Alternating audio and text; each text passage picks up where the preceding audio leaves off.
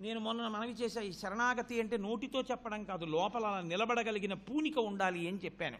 కాబట్టి అంకిలి చెప్పలేదు చతురంగ బలంబులతోడ నెల్లియో పంకజనాభ శిశుపాల జరాసుతులను వధించిన వంకకు వచ్చి రాక్షస వివాహమునన్ భవదీయ శౌర్యమే అంకువ చేసి కృష్ణ పురుషోత్తమ చేకొని పొమ్ము వచ్చెదన్.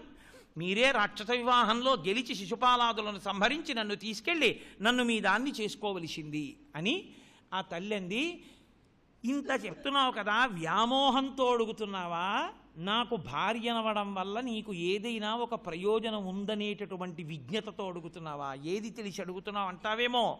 ఏనీ గుణంబులు కర్ణేంద్రియములు సోక దేహతాపంబులు తీరిపోవు, ఏనీ శుభాకారమిక్షింప కన్నులక కిలార్థ సంపదల్ కలుగుచుండు, ఏనీ చరణసేవలేప్రొద్దు చేసిన భవనోన్నతత్వంబు పొందగలుగు, ఏ నీల సన్నామమేప్రొద్దు తలవిన భక్తితో బంధ సంతతులు వాయు, అట్టి నీయందు నాచిత్త మనవరతము నచ్చియున్నది నీయాననలేదు, కరుణ చూడుము కంసారి కలివిదారి శ్రీయుతాకార మననీ చిత్తచోర.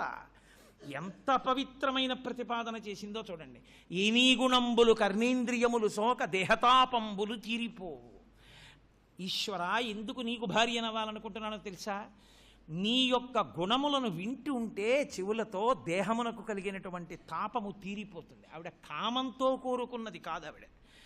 Any గుణంబులు కర్ణేంద్రియములు soca దేహతాపంబులు తీరిపోవు. శంకర భగవత్పాదులు శివానంద లహరిలో అంటారు, గళంతి శంభోత్వచ్చరిత సరితక్కిల్బిషరజో దళంతి ధీకుల్యాహ సరణిషు పతంతి విజయతాం దిశంతి సంసార భ్రమణ పరితాపోపశమనం వసంతి మచ్చేతో హ్రదభువి శివానందలహరి అంటారు. ఆ పరమశివుని యొక్క గాథలు ఈ చెవుల్లోంచి ప్రవహించి ఇలా లోపలికి వెడితే మనసులో రేగినటువంటి రజోగుణ సంబంధమైనటువంటి ధూళి అణిగిపోయి సంసార సంబంధమైనటువంటి తాపము నశించి ఉపశాంతి పొందుతాడు. కాబట్టి ఏనీ గుణంబులు కర్ణేంద్రియములు సోక దేహతాపంబులు తీరిపోవు, ఏనీ శుభాకారమిక్షింపకందులక కిలార్థ సంపదల్ కలుగుచుండు.